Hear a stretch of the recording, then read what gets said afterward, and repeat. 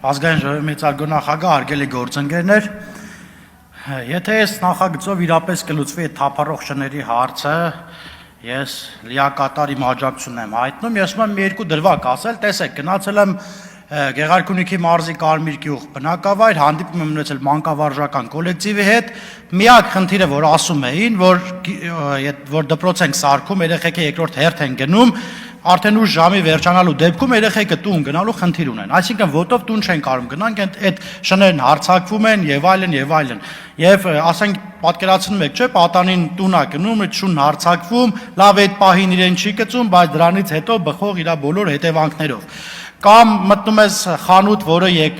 գիշերվասում են աշխատում, խանութի աշխատակցի միակ բանն ինչն է, ասում է, բա այս շների հարցը վերջը ո՞նց կլինի, այս շները չեն թողում, որ տուն եթանք։ Նախ երկրորդը, այդ համայնքներում ըստ էության պետք է ստեղծման գործընթացը կատարվեր, ես դες գիտեմ,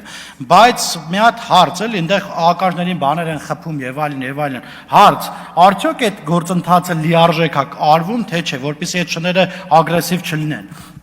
Կամ բանը գիշերվա ժամերին գյուղերում Երևանում շները անցումով են անցնում, բայց գյուղերում այդ շներն էլ այդքան չեն զարգացել, որ անցումով անցնեն, գյուղերում բանը հենց աղբի բանի մոտից մի անգամից հարձակվում են մարդկանց։ Ժորժ ջան, մեր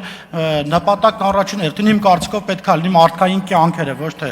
հա, օքեյ, բոլորս էլ կենդաններ սիրում ենք, բոլորս էլ կենդաններ պահում ենք, շնորհակալ